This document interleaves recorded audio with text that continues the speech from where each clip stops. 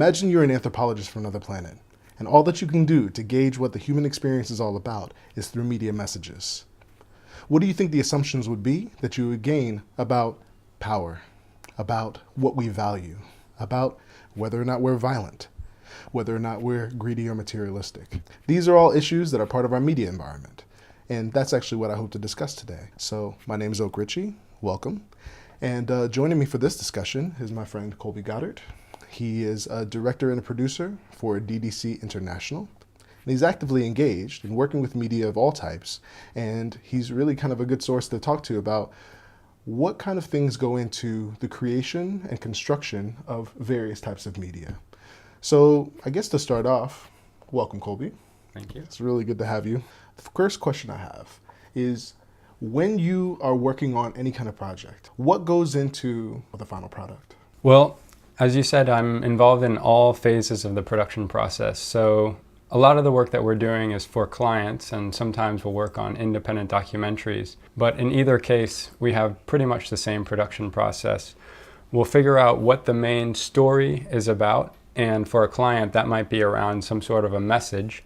And we'll begin to do some research to try to better understand that story or that message and to put it into context, but also to try to determine what it is that we want the audience to understand based on watching that video.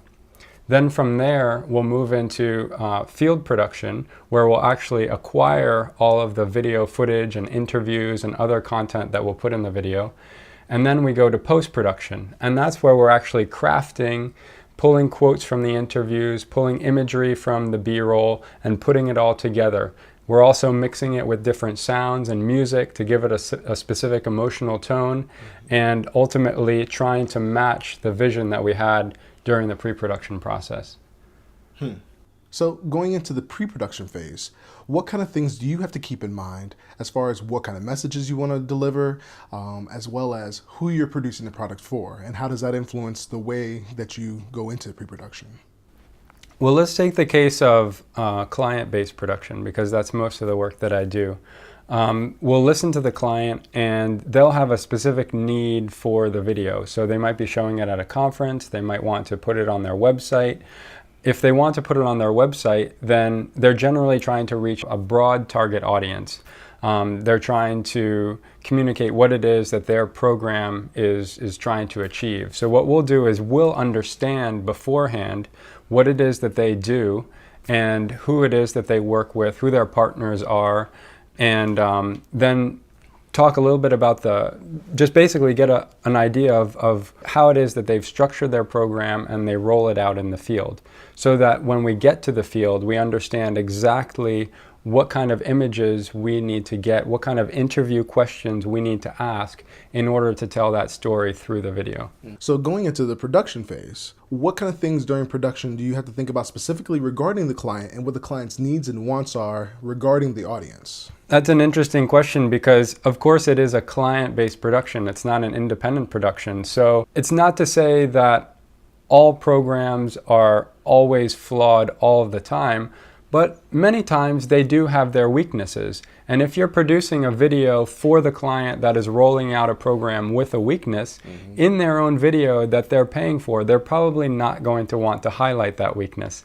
So therefore, you have to balance the way that you document the program in a way that's honest, but also in a way that doesn't put too much negative light on the organization that's paying for the video. So what we try to do is if we are going to address some critiques of the program, because the client is paying for it, we tend to make them very vague and not to really point fingers or really assign blame. This can also be an issue not only with the client, but also maybe the host government of the country where they're working.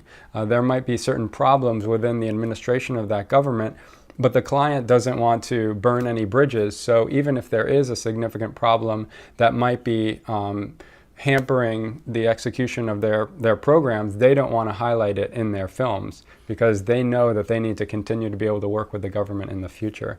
So those are a couple of issues that tie our hands as we roll out client-based productions.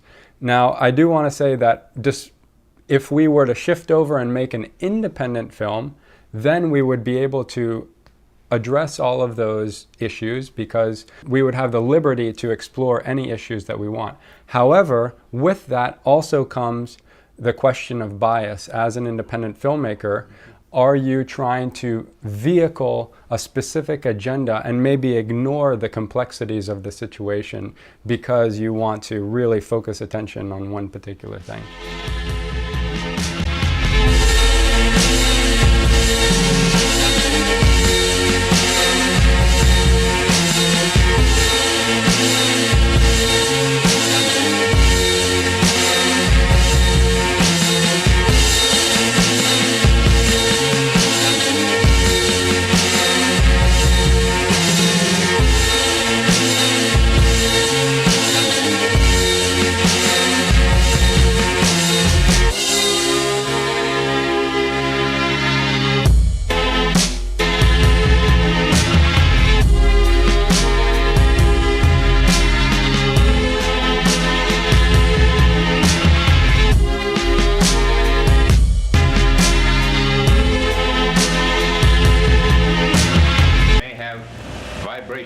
Which are not visible to the eye, but which are rapid enough to be sensed by the ear.